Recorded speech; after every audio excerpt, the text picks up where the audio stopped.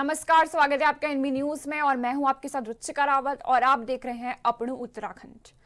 केंद्र सरकार ने देश में जाति जनगणना यानी जातियों के आधार पर गणना कराने का फैसला लिया है, जिस पर उत्तराखंड के मुख्यमंत्री पुष्कर सिंह धामी ने प्रतिक्रिया दी है।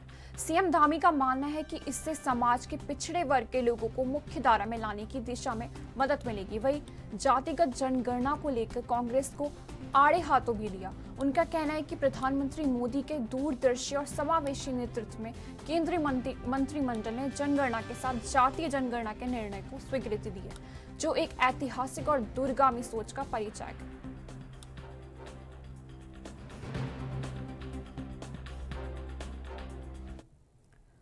वहीं बीते रोज अक्षय तृतीया के दिन श्री गंगोत्री और श्री यमुनोत्री धाम के कपाट दर्शन के लिए खोल दिए हैं। आपको बता दें कि कपाट खुलते ही चार धाम यात्रा की शुरुआत हो चुकी है। वहीं गंगोत्री धाम के बाद यमुनोत्री धाम के कपाट भी सुबह 11:55 पर खोले गए। कपाट खुलते ही वायुसेना के द्वारा हेलीकॉप्टर से पुष्प वर्षा की गई। वहीं उत्तराखंड के मुख्यमंत्री पुष्कर सिंह धामी ने गंगोत्री यमुनोत्री धाम पहुंचकर पूजा अर्चना की और कहा कि चार धाम यात्रा की शुरुआत हो गई है। उत्तराखंड के चार धाम यात्रा शुरुआत हो गई है। आप खुद साक्षी बनेंगे।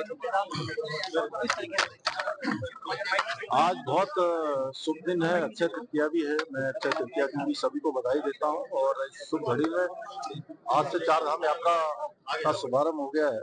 गंगोत्री यमुनोत्री धाम के कपाट आज खुल रहे हैं और पूरी तरह से जिस यात्रा का पूरे देशवासियों को प्रतीक्षा रहती है और उसी प्रकार उत्तराखंड वासियों को इस चार धाम यात्रा को संचालित करने वालों के लिए भी एक महोत्सव की तरह ये यात्रा होती है। सभी तैयारियां पूरी हो गई है। सभी प्रकार से आने वाले जो तीर्थ यात्री हैं, श्रद्धालु हैं, उनकी यात्रा सुरक्षित हो, सुगम हो, सरल हो, बिना किसी परेशानी के हो, उसके सारे प्रबंध यहाँ पर किए गए हैं। हमारा प्रयास है कि यात्रा विधिवत तरीके से तो नियोजन किया गया है, चाहे वो यातायात का हो, चाहे वो हमारे पुलिस विभाग का हो, सुरक्षा की दृष्टि से हो, चाहे वो हमारा परिवहन विभाग हो, सभी विभाग के जल हो, सड़क वाले हो, सभी अभी काम चल ही रहा है, लेकिन अंतिम चरण पर काम पहुंच गया है। जहाँ जहाँ जैसी जैसी आवश्यकताएं होगी, हम यात्रा को सुगम बनाने के लिए, यात्रा को सरल बनाने के लिए लगातार काम करेंगे। हमारा प्रयास होगा कि यात्रा हर वर्ष की भांति इस वर्ष की अच्छी है। कुछ विधायक असंतोष जता रहे थे यात्रा तैयारों के लेकर, जैसे यमुनोत्री विधायक है, वो कह रहे थे कि यात्रा तैयार रुकता नहीं। उन्होंने बयान भी दिया, क्या कहेंगे? देखिए, जहाँ भी सभी लोगों को इसमें भाग लेना चाहिए और सब लोगों को सहयोग करना चाहिए। मैं तो सभी से कहूंगा, ये यात्रा सरकार संचालित करती है, यहाँ के हमारे धामों के लोग संचालित करते हैं, लेकिन हम सबका कर्तव्य है, उत्तराखंड के अंदर रहने वाले हर एक व्यक्ति का कर्तव्य है कि वो यात्रा में अपना सहयोग। सर, ये जो यमुनोत्री धाम में जा रहे हैं आप, संदिग्ध व्यक्ति, आपने सघन चेकिंग अभियान के निर्देश दिए हैं।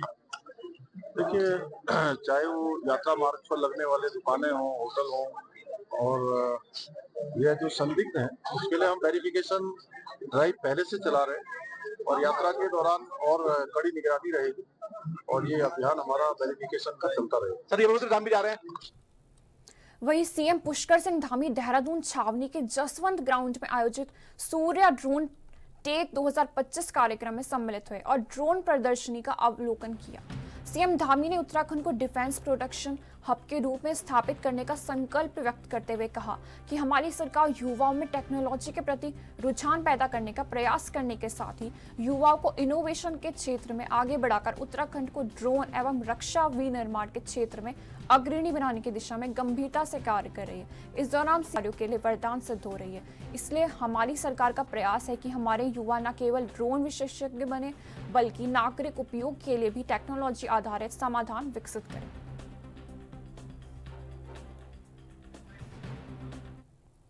वही केदारनाथ धाम की पवित्र यात्रा 2 मई से प्रारंभ होने जा रही है। वही यात्रा को सुचारू एवं सुरक्षित रूप से संपन्न कराने के लिए जिला प्रशासन द्वारा व्यापक तैयारियां की जा रही। इसी क्रम में जिलाधिकारी सौरभ गहरवार ने जिला सभागार कक्ष में विभिन्न विभागों के अधिकारियों के साथ बैठक की और यात्रा तैयारियों की समीक्षा करते हुए आवश्यक निर्देश दिए। बैठक में जिलाधिकारी सौरभ गहरवार ने कहा कि पैदल यात्रा मार्ग पर यात्रा के समय समुचित रोशनी की व्यवस्था की जानी चाहिए। यात्रा के सभी पड़ावों पर साफ सफाई की विशेष व्यवस्था की जाए और यात्रा मार्ग पर जीपीएस और टूरिज्म मित्रों की तैनाती की जाए। वहीं भीड़ नियंत्रण के लिए डाइवर्जन प्लान और टोकन सिस्टम को भी अनिवार्य बताएं।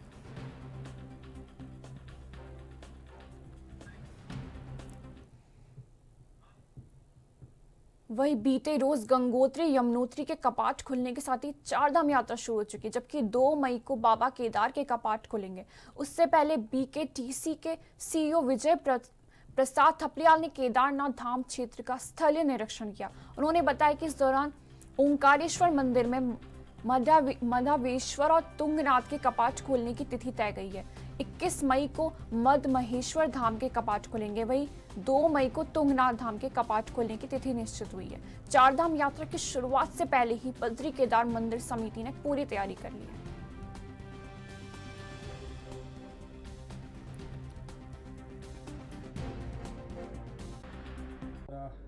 केदार घाटी में पूरा भ्रमण किया गया और अभी हाल ही में हमने जो केदारनाथ के मुख्यमठ ओंकारेश्वर में जो कपाट खुलने की तिथि होती है मधमेश्वर और तुंगनाथ की, तो 21 मई को मधमेश्वर बाबा की और 2 मई को तुंगनाथ की जो कपाट है खुलने का निर्णय लिया गया है पंच पुरोहित और तीर्थ पुरोहित और बीकेटीसी द्वारा। इसी के परिप्रेक्ष्य में मैंने देखा पूरे रास्ते बिल्कुल चाक चौबंद हैं, बढ़िया हैं, रास्ते में कोई ऐसी दिक्कत नहीं, लाइट बिजली पानी की व्यवस्थाएं बिल्कुल शासन और प्रशासन मुस्तैद हैं और मुझे लगता नहीं कि किसी को दिक्कत आएगी और अच्छे से श्रद्धालुओं को बहुत भव्य और दिव्य दर्शन होंगे और रास्ते बहुत अच्छे हैं।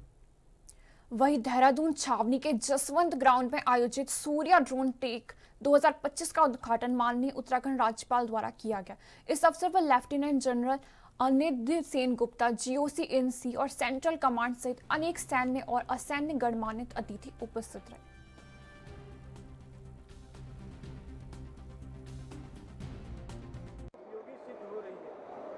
आज सच कहूं तो आज एक बहुत गर्व हो रहा है। I am feeling very proud, क्योंकि आज जो यहाँ देहरादून के अंदर में जो सूर्य ड्रोन शो हुआ है, इसने अपने आप में एक ऐसा गेम चेंजर का अध्याय पूरा किया है। मुझे ऐसा लगता था, अपने आप से मैं पूछता था कि ड्रोन में हम कहाँ हैं, तो आज पता चला कि ड्रोन के क्षेत्र में हम बहुत ही प्रोग्रेस कर गए हैं। आज हमने देखा कि किस प्रकार ड्रोन और रोबोटिक्स हमारे पूरे वॉरफेयर को चेंज कर रहा है। आज हमारे सामने में सबसे बड़ी चुनौती है कि किस प्रकार हम ट्रांसफॉर्मेशन, मॉडर्नाइजेशन, किस प्रकार हम जो फ्यूचर वॉरफेयर है, जिस प्रकार जो करेक्टरिस्टिक ऑफ वॉरफेयर चेंज हो रहा है, उसको अपने टैक्टिकल ऑन ग्राउंड में किस प्रकार बदलाव करें। आज सीडीएस साहब भी यहाँ आने वाले थे, क्योंकि ये जो बदलाव आ रहे हैं ये अक्रॉस द एंटायर बोर्ड, यानी कि आर्मी, नेवी, एयरफोर्स, ये सब में बदलाव आए हैं कि ड्रोन, रोबोटिक्स और प्रिसीजन म्यूनिशन को किस प्रकार मिलाया जाए। देखिए, ड्रोन ऐसी चीज़ है जो आपको फ्लाइंग कैपेबिलिटी देती है, लोड कैरिंग कैपेबिलिटी देती है और आप अपनी इमेजिनेशन के मुताबिक किसी भी जगह में इस्तेमाल कर सकते हैं, ना केवल आर्म्ड फोर्सेस के लिए पर अपनी प्रगति विकास के लिए। सचमुच जो माननीय प्रधानमंत्री जी ने कहा है कि हमको जो पूरे राष्ट्र ने एक सपना देखा है 2047 का, विकसित भारत और आत्मनिर्भर भारत, उसके अंदर में ये जो ड्रोन है, ये जो रोबोटिक्स है, ये बहुत बड़ा खेल खेलने वाला है। ऐसा लगता है कि हमें एआई, मेटावर्स, क्वांटम कंप्यूटिंग और ऑन ग्राउंड के अंदर में ड्रोन और रोबोटिक्स और प्रिसीजन म्यूनिशन का काम एक बहुत बड़ा होना लगता है। मैं तो आज के दिन में सूर्य कमांड को और SIA-DM को बहुत बहुत मुबारकबाद देना चाहता हूं कि आपने द्रोणाचार्य की धरती को, देहरादून को, ये जो द्रोणा शब्द को जो आपने एक सौभाग्य दिया है यहाँ पर देहरादून में करके, और मुझे ऐसा लगता है कि उत्तराखंड वही उत्तराखंड वन विभाग के प्रशासनिक कार्यों के लिए 8 नई गाड़ियों को वन मंत्री सुबोध उनियाल ने वन मुख्यालय से हरी झंडी दिखाकर रवाना किया। मंत्री ने बताया कि विभाग में 81 चौपहिया वाहनों, सैकड़ों प्राइवेट वाहन और 328 मोटरसाइकिल का इस्तेमाल हो रहा है, जिससे कर्मचारियों को कोई दिक्कत ना हो। उन्होंने यह भी बताया कि बीजेपी सरकार में 2000 पदों पर नियुक्तियां की गई। वनाग्नि की घटनाओं को लेकर मंत्री ने कहा कि पिछले सालों से के मुकाबले स्थिति बेहतर है और आग बुझाने के प्रयास जारी है।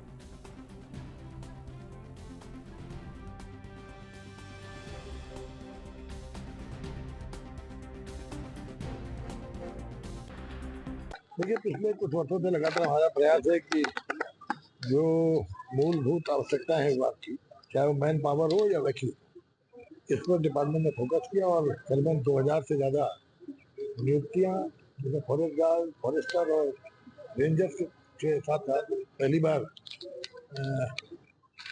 आपका स्टेट फॉरेस्ट सर्विसेज के लोगों का भी सिलेक्शन हुआ। इसके अलावा 3 वर्षों में तो हम लोगों ने करीबन 81 नए व्हीकल्स, इसमें कैंपर है, बोलेरो है और स्कॉर्पियो है, डिवीजनों में दिए। इसके साथ साथ 300 मोटरसाइकिल और 328 के आसपास हमने मोटरसाइकिल की, ताकि हमारे कर्मचारियों के पास इस तरह की कोई कमियां ना हो और कभी भी इससे सूचना मिलने पर तत्काल वो अपने डेस्टिनेशन को ले जा सके। साथ ही साथ सैकड़ों गाड़ियां हम लोग किराए के बेसिस पे भी उनको अलाउ किया है कि अगर जब आवश्यकता पड़े, चाहे वो फॉरेस्ट फायर को मिटिगेशन का प्रश्न हो, ह्यूमन वाइल्ड लाइफ कन्फर्मेशन को रोकना हो या पोचिंग कहीं पे है उसको रोकने के लिए, तो हमारे पर्याप्त संसाधन है।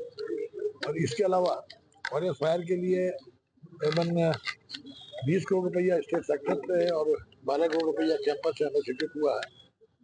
भारत सरकार से हमने 10 करोड़ की डिमांड की है। और इसके अलावा जो आपदा प्रबंधन वो है हमारा विभाग है, उससे भी जो आपको 7000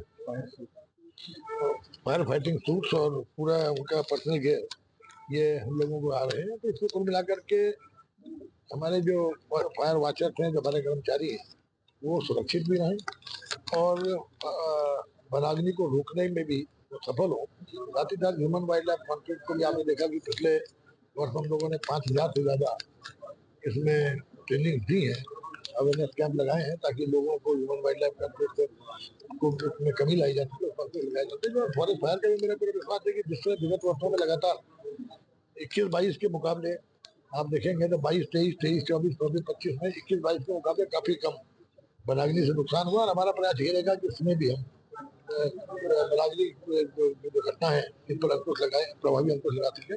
इसीलिए स्थानीय जन सहभागिता को हमने इन्वॉल्व किया है, फॉरेस्ट फायर मैनेजमेंट कमेटियाँ हैं।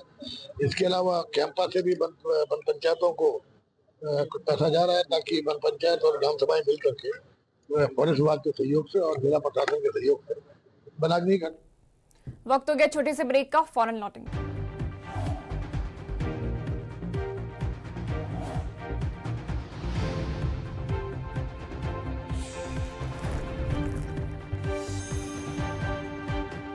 ब्रेक के बाद स्वागत है आपका।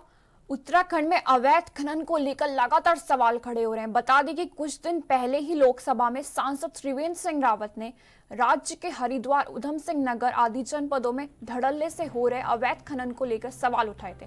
उसके बाद विकास नगर से विधायक मुन्ना सिंह चौहान ने बकायदा अवैध खनन की ट्रॉली पकड़कर सोशल मीडिया पर एक वीडियो डालकर पुलिस की लापरवाही को उजागर किया था।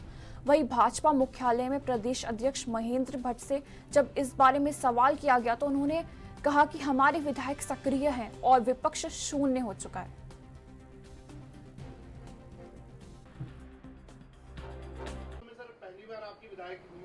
अरे भैया 3 साल में पहली बार घटना हुई, बोलो ना।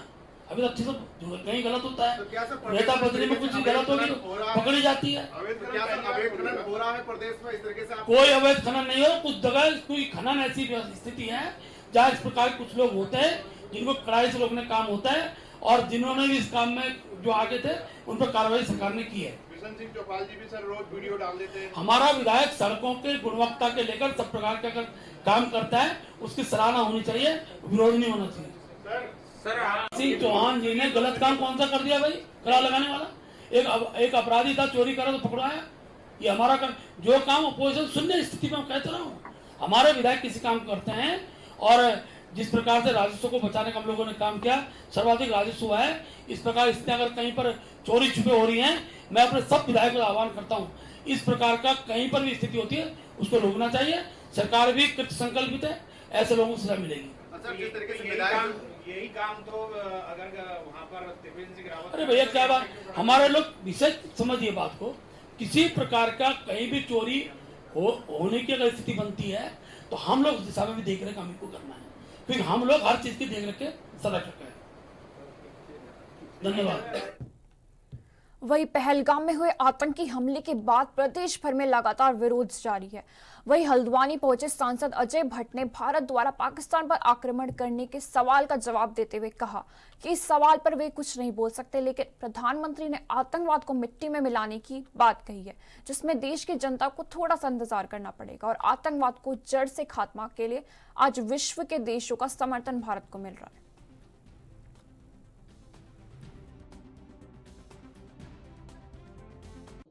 आप इंतजार करिए, मोदी जी ने कहा है आतंकवाद को मिट्टी में मिला देंगे। अब आप समझ सकते हैं कि जब आतंकवाद को मिट्टी में मिलाने की बात आई है तो इंतज़ार हमको करना चाहिए। इंडस ट्रीटी को हमने निरस्त कर दिया, उसके साथ ही और भी कई हमने कड़े फैसले लिए हैं और जिनका परिणाम दिखाई देगा। इसमें मेरा अधिक बोलना उचित नहीं है। पूरा देश सजग है, हमारी सरकार सजग है, जिसने हमारे देश में हमारे लोगों के प्रति जो रवैया अपनाया है, जाति धर्म पूछ के गोली मारी है, उन्होंने मानवता के खिलाफ काम किया है। आतंकवादी किसी जाति धर्म वर्ग का नहीं होता है। देश ने संयम बरता है, लेकिन बहुत ही गुस्से की लहर है सबके दिमाग में। जो सहायता करने वाले लोग हैं और आतंकवादी हैं, उनका दुष्परिणाम होगा, उनका पतन का समय आ गया है। सारा विश्व आज एक मंच पर आ गया है, ये बड़ी उपलब्धि। हर समय हमारी सेना जल में, थल में, नभ में, हर जगह पूरी तरह से परफेक्ट है। हर एक को मुंहतोड़ जवाब देने के लिए तैयार है। आज हमारी सेना 62 की सेना नहीं है, आज मोदी जी के नेतृत्व में सेना है। राजनाथ सिंह जी ने बैठक ले ली, आप सब जानते हैं। गृह मंत्री जी वहीं पहुंच गए, आप ये भी जानते हैं। प्रधानमंत्री जी अपना दौरा छोटा करके भारत में आए। कितनी बैठकें हो रही हैं पूरा देश जानता है, सब लोग चिंतित हैं। इसलिए हम हर तरफ से सक्षम हैं, हर तरफ से ताकतवर हैं, हम संयम बढ़ते हुए हैं।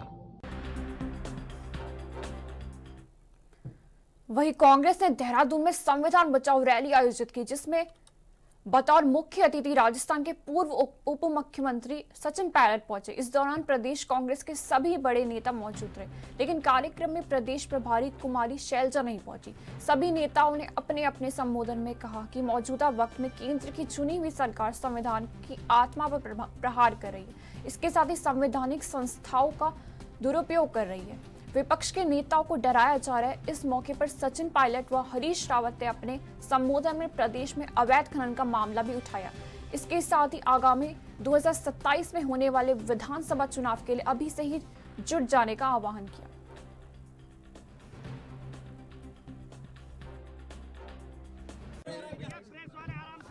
राजधानी देहरादून के अंदर कांग्रेस पार्टी के आह्वान पर संविधान बचाओ रैली का आयोजन हुआ है और हजारों की तादाद में प्रदेश भर से कांग्रेस पार्टी के कार्यकर्ता और आमजन इस रैली में उन्होंने भाग लिया।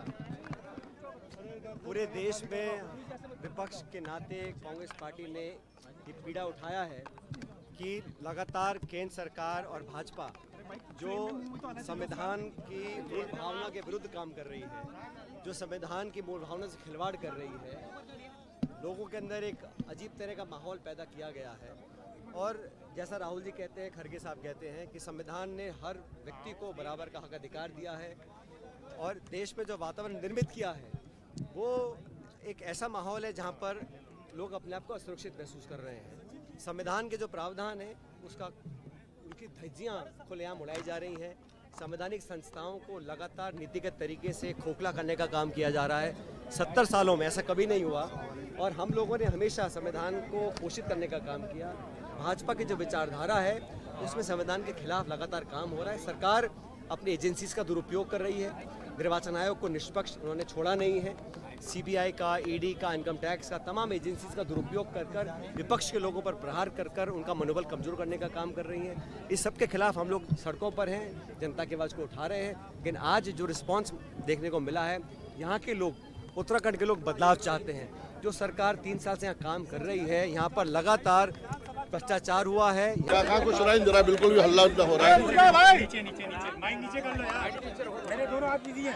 सर, आज संविधान बचाओ रैली कांग्रेस की सचिन पायलट जी ने बहुत सारे हर कार्यकर्ता उत्साहित नजर आ रहा है। किस रूप में देखते हैं? देखिए, आज जो देश के हालात हैं, देश जिस दौर से गुजर रहा है, संविधान खतरे में है। संविधान हमारी आत्मा है और भारतीय जनता पार्टी को संविधान में विश्वास नहीं है। संविधान को लगातार कमज़ोर करने की साजिश की जा रही है। जो संवैधानिक संस्थाएं हैं उनको कमज़ोर किया जा रहा है। सरकारी मशीनरी का दुरुपयोग किया जा रहा है। लोगों की आवाज़ को दबाया जा रहा है।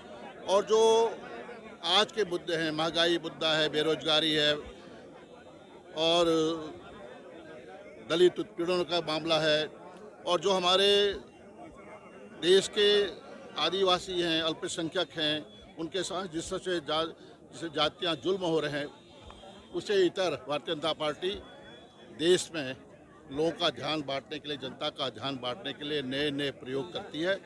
और आज निश्चित रूप से देश जो प्रजातंत्र में विश्वास करता है, जो लोकतंत्र में विश्वास करता है, जो संविधान में विश्वास करता है, जो भी व्यक्ति हो, हमारी बहन, माँ, हमारे नौजवान साथी, हमारे बुजुर्ग, तो निश्चित रूप से संविधान को बचाने के लिए, लोकतंत्र को बचाने के लिए इस मुहिम में कांग्रेस के साथ खड़े होंगे, ऐसा मेरा मानना है।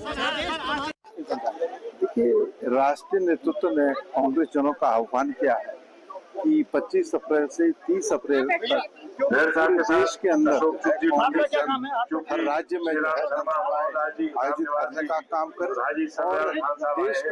और देश के लोगों को इस बात से अवगत कराएं कि वर्तमान समय में जो सरकार सत्ता में बैठी हुई है, वो सरकार जो है संविधान को कुचलने का काम कर रही है, संविधान के विपरीत आचरण करने का काम कर रही है। इसलिए आज संविधान बचाओ के तौर पर जो है यहाँ भारतीय कांग्रेस राजधानी देहरादून में सभा का। फिलहाल मेरे साथ इतना ही, दीजिए जाने की इजाजत।